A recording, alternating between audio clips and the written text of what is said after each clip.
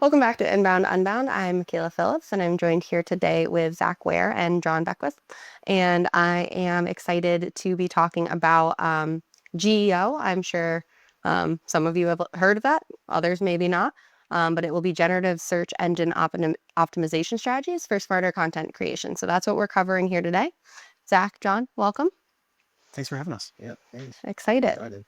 So we'll start base level for, again, I've mentioned that some people have probably heard of this, some people maybe not so much.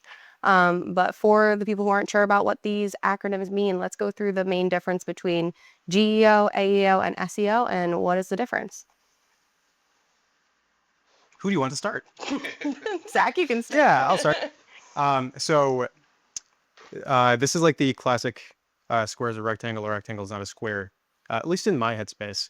AEO is GEO, but GEO is not necessarily AEO. Generative Engine Optimization is broader scale, authoritative, trying to get your brand mentioned, trying to get links to your site from whatever the LLM at hand is generating for you, or the AI in general, I suppose. Whereas AEO is trying to get your answer directly in front, like a legacy featured snippet might be. 0-click result, you see the answer, you move on with your life. Versus SEO, which I hope the three of us know what SEO is, but for the users who might not, or the listeners who might not, SEO is search engine optimization, which is historically trying to get your site to rank as high on page 1 of Google and Bing as humanly possible, and all the other good search engines that we care about. Mm-hmm. Awesome. Anything to add, John? No, that sums it up. With the AEO, it's just, like you said, just the first page of Google, where it kind of overlaps with SEO, where you're trying to get on the first page of Google, but obviously 0-click. Exactly. A little different. When you first heard about GEO, John, what was your initial reaction? Does it feel like an evolution of SEO or something entirely new?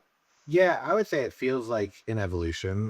When we first kind of started talking about like how it's brought up, kind of thought about how we're supposed to rank on chat. People are going to be using that for search just as much as they are Google now with the evolution of it.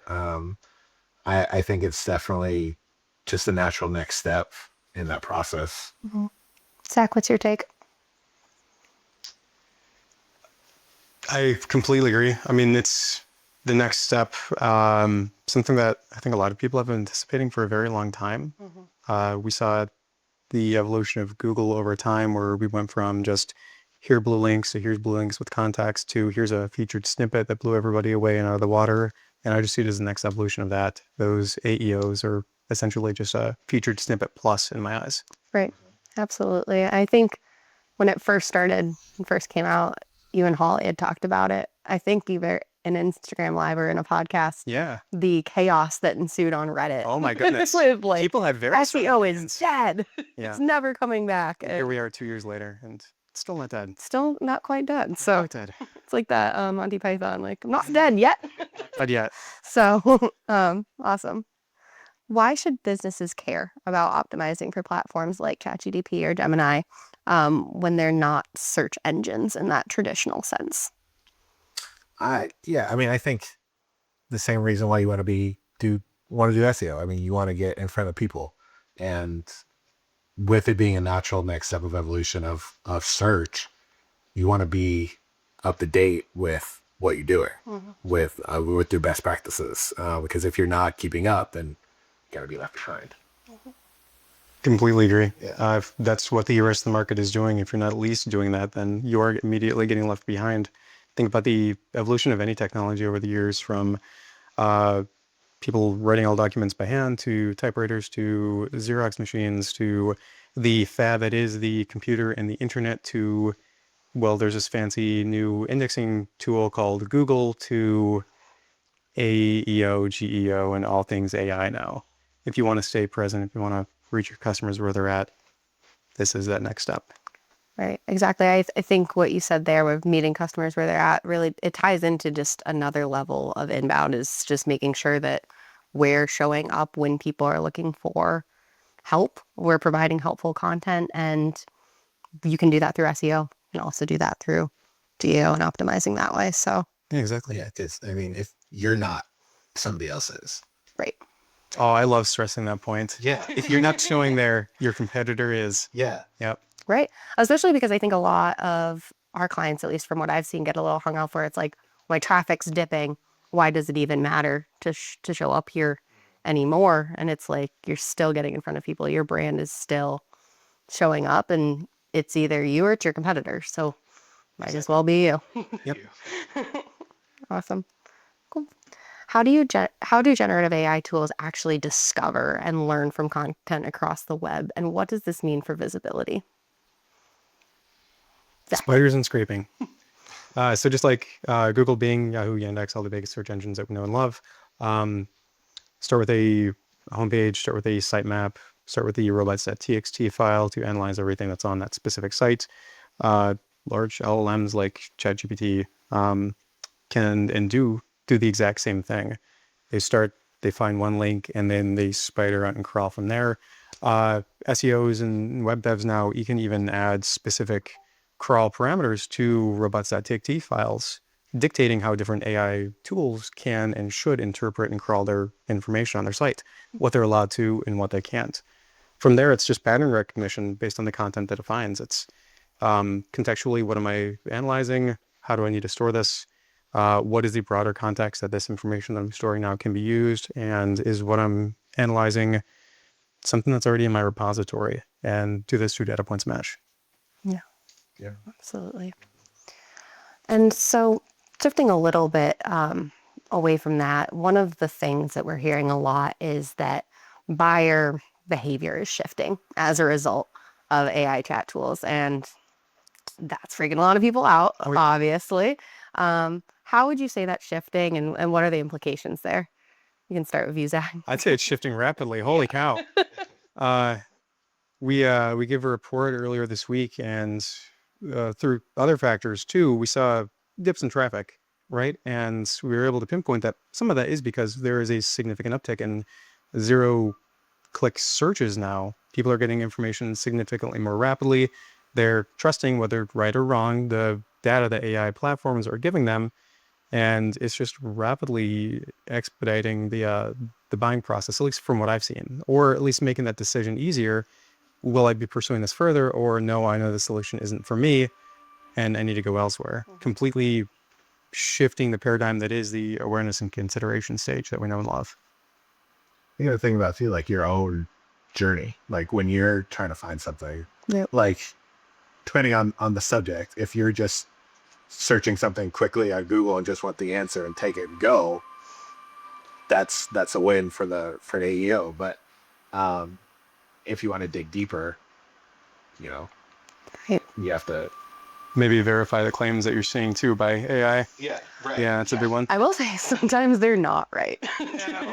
Well, and there's negatives to new things, obviously, but like, I mean, I was reading there's scams for people that like are able to get in the snippets and then they call people and like just scam them right off the phone. It's like $1,000 this guy the other day. It's like you have to verify your information. Quick information is good, but verifiable information is better.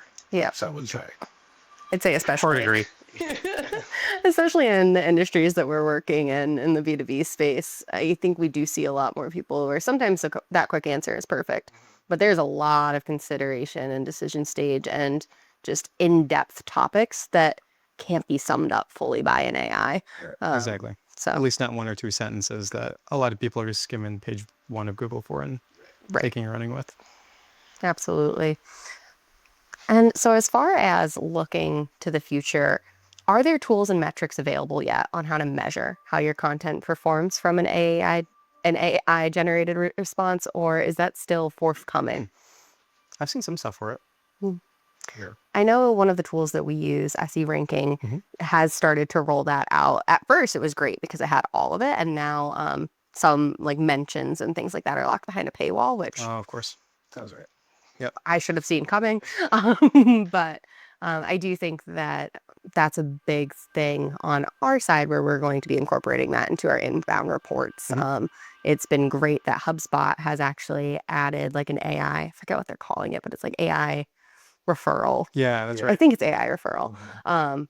that's been great because previously this whole year I've been in my reporting side of things, like digging through. Sometimes they were showing up in referral traffic, sometimes they were showing up in other campaigns, and trying to like aggregate it all in one space was challenging. So I think I was probably one of the most like there's some HubSpot changes that we make and I'm like, who is this for? That was one where I was like, that is for me. That's for you. That's for me specifically. I feel so seen. So that was an exciting thing. Have you seen anything with it yet, Michaela, where we can start to compare visibility in a tool like ChatGPT versus the traffic that actually flows through? Kind of like merging what SEMrush and HubSpot in these examples will give us. Yeah, SE ranking has a little bit of the impressions. That's been super helpful. I can't remember if that's part of what they put behind the paywall or not. If it's helpful, probably. But it was so helpful for the first like month or so. I was so psyched. I'm like in my reports telling all my clients, and we'll have more details on this. We're going to be deep diving it. And then I had to kind of walk it back and be like, and actually, not quite, but maybe in the future. And I think that there'll be more tools that use it. Right now, I think it's something that SE ranking is putting behind that paywall because it's newer. It's something that they're really excited about. So it might stay behind that, but it also might become more of mainstream. And if more places are doing it and offering it for free, they might get pressured to make it free again, I hope. Yeah. Just have work. Here's hoping. But yeah, so that's been super great. And I think we'll continue to see more and more, as I mentioned. From a content strategy, content pieces standpoint, especially for businesses that have focused on organic search in the past, what would a shift look like from your perspective? Would it be a major shift, a minor shift? How can they start to plan for GEO, AEO, and whatever might come next? Well, I think a lot of the practices for SEO and GEO overlap. And so you don't want to take away what you're doing for SEO in any way, shape, or form. But you have like shifting the content in more of like a Q&A answer to where like the AI can scan it, take this answer and throw it in a feature snippet. Or same thing with ChatGPT, if they can pull and just reference you, even if like as long as you can have like your logo next to it, just so visibility and it's really just authoritative. Make sure like you have like clear and clear information that it's correct, verifiably correct. Mm-hmm. Yeah, I echo that entirely. I don't think that shift for even B2B folks is going to be drastic, at least not immediately, maybe in the future, but I haven't seen it be so far, nor do I think it will be. There's so much overlap right now between what's going to make good SEO best practices versus GEO, AEO best practices. But some of the big changes are just, like John mentioned, going to be coming down to the structure of that data within the blog, within the website page. You mentioned FAQ or Q&A style.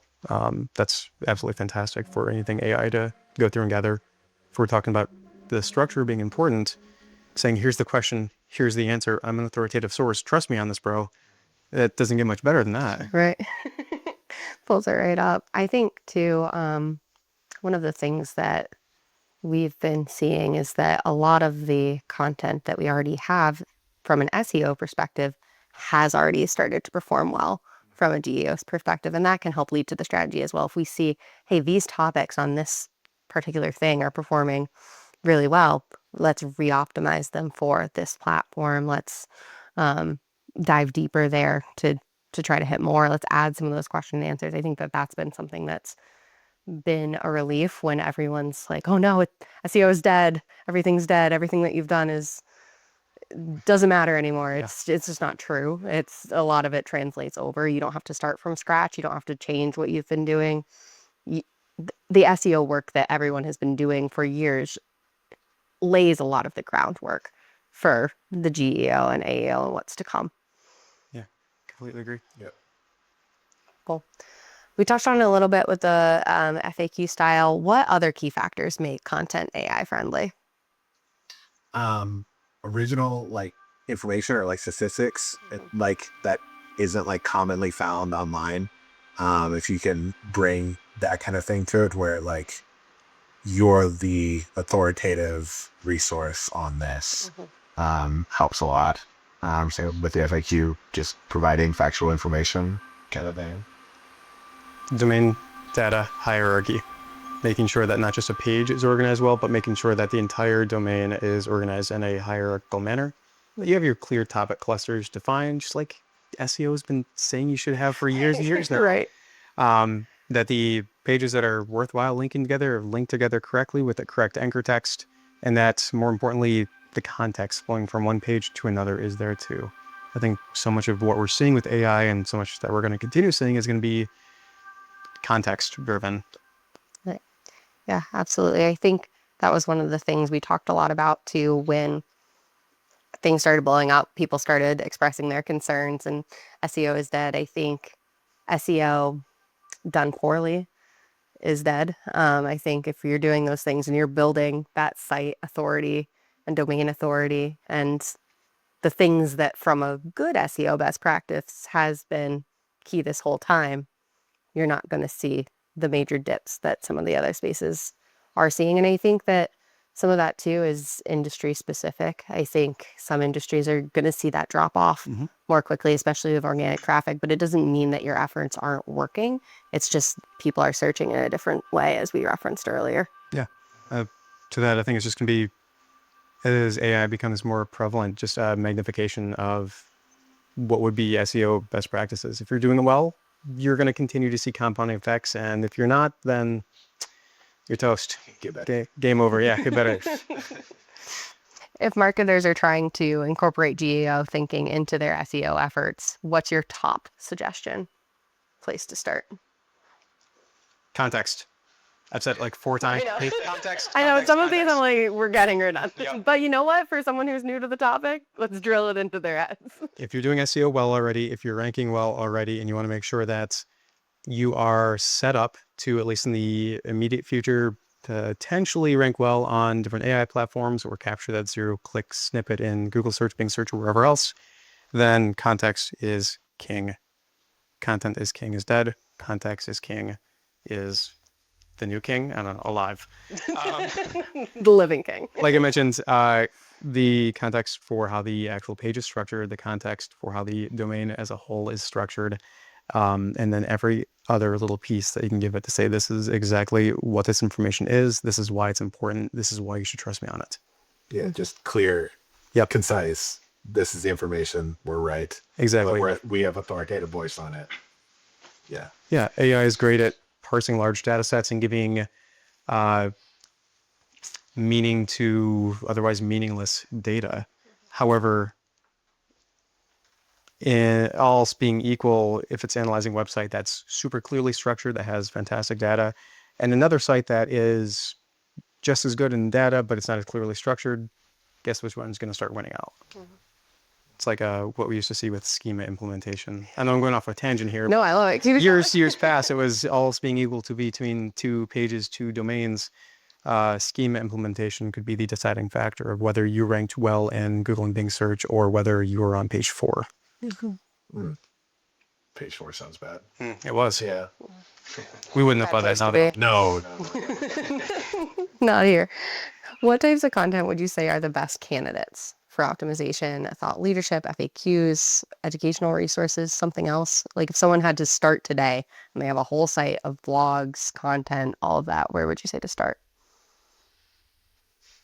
The stuff that you're a professional. I mean, I know that sounds cliche and easy, but the stuff that you have clear and present thought knowledge on, the stuff that like your company is known for, and make your name online with that and for that. Yeah, absolutely. That, Michaela, to a point that you made earlier too. If you're already, ranking well, if you're already doing everything that you need to from SEO best practice, then starting to identify those pieces that are ranking well in organic, and then maybe just taking a look at how they're structured. So if there are blog pages that you're ranking in position 1, 2, or 3 for, taking a look to see if there's any way that you can maybe restructure them, phrase the H1 of the general topic of the page as more of a question, and then let the answer be the body copy. You don't have to necessarily go in and revise every single piece and make it just a wall of an accordion of here's a question, here's an answer, here's a question, here's an answer. but start to take a look at that content that's already performing well and see how you can flip it on its head and say, what's a question somebody's asking about that this blog will answer? And then let me, as clearly as I can, answer that question. Such a good point. I think that's like one of the strongest places that people can start. And I think that can span from blogs to pillar pages to all sorts of content. So I think that that's really, really nail on the head, Zach. As we're wrapping up here today, what I want to ask each of you, what are you personally most excited for and most nervous about with the rise of generative search? I mean, one thing I'm nervous about, as everybody is, that it gets to a certain point where like I'm no longer needed as a content writer. I don't think that'll happen soon. I look at some of the copy that we get back from an AI now, and very clearly it's AI written, and I don't worry. I'm not worried about that now, but that is something that like in the back of my head. Most excited I am. Just it makes busy work easy in terms, and especially when like writing like content where writing, you just have a writer's block. You can't figure out like what the next step is. That like it's just there for you. Yeah, get to talk it out. Yeah, it's a wall that you can just bounce ideas off of and keep going. So, yeah. What I'm most excited for, I've made this claim in almost every episode that we've done. I'm ready for it. I am ready for my own personal assistant in Google search. It's coming. I feel it. There's been no leaks on this, but I called it 2 years ago, I think, for the first time. We are going to have personal Google search at some point. Full avatar, answering your queries in real time, a person you can speak to. It's your bots answering all your questions, parsing the data, giving you specific results that learns your habits, learns your character, and will give you personalized links should you so want them. It's coming. It's less than 5 years away. So it's just replacing the Google search bar. It's just gonna be your own little Yeah, it's like it's gonna be or whatever. yeah, your own little personal Clippy. assistant. Yeah. Clippy is what I keep saying. It's going to be Clippy. I was gonna say Jarvis, but Clippy's even cooler. Your own personal Clippy directly in Google search, and yeah, We're gonna come back. I think, Zach, you've made the claim too that we're going to be able to customize what it looks like. So Oh, yeah. I better be able to make it look like Clippy. yeah, that's right. So What I'm least looking forward to or most Yeah. nervous about is that little Clippy figure learning way too much about me and predicting my searches. And that's the day I disable it. yeah, I think that that could also be damaging as far as targeted like ads and things like that, like anticipating what you're going to want Google would never do that to us. before you have the chance to search it. And the ethics around that. Yeah. So it'll be fun. Yeah. Fun to work out for. Episode of Parks and Rec on that. Oh my gosh. I've never watched it. I think as an agency, we should have a Parks and Rec Day just to. Apparently, I think we have to. Yeah. All right, final thing before we wrap up. I just wanted to run through a real quick new segment. Love it, hate it, or indifferent. I'm going to go through a bullet list of items, and you guys are going to quickly tell me whether you love it, hate it, or you're indifferent. All right, ready? Let's do it. Yep. AI generated blog posts. Hate it. Boo. No, hate it. ChatGPT writing your meta descriptions. Love it. Yeah. AI assistants reading your content out loud instead of showing the link. Love it. Yeah. Love. Companies planning to have AI create all of their content moving forward I hate that. Love it. Oh. Okay. with human interaction. With human interaction. Oh, hate it then. Oh, I want them to realize that. Oh, shoot, we can't do this. We got to get an agency in here. Fair enough. That's a good point, Zach. Building content for AI summaries instead of people. Hate it. Yeah, terrible. People first. Always. Using AI tools to repurpose content for different formats. Love it. Yeah. Yeah. We'll see a podcast blog created with some assistant of AI on this very podcast when it comes out. So Full send it. Let's do it. Can't wait. long form content versus short, snappy answers. Short, snappy answers. Love it. Yeah. Yeah. Yeah. Metrics for GEO performance still being kind of fuzzy. Hate it. Hate. Me too. That was personal. Humans editing AI written content instead of writing from scratch. Love it. Yeah. Yeah. I'm good with that one. And then finally, generative engines pulling from gated content or PDFs. Hate that. No. Oh, I'm very mixed. Right? It is a consumer. I saved the hardest one for last. Yeah, as a marketer, that's irritating. Well, Yeah. that's where that robots.txt block can come in. Mhm. Good point. There you go. Yeah. I just want my gated content to be gated. You know what I mean? Not when I'm making a search. Give me the Right. darn it. That one's really mixed Yeah, for marketing versus personal use. Yeah, I guess I'm thinking more professionally right now, I guess. Yeah. Well, awesome. Thank you both for your time today. This was so much fun, as always. We love having you guys on. So, thank you again for your time. For everyone listening, thanks for spending the time to listen with us. If you have any questions, please don't hesitate to reach out at info at protocol80.com or protocol80.com, just for more information, videos, podcasts, blogs, what have you. We'll hope to see you there. Thanks again.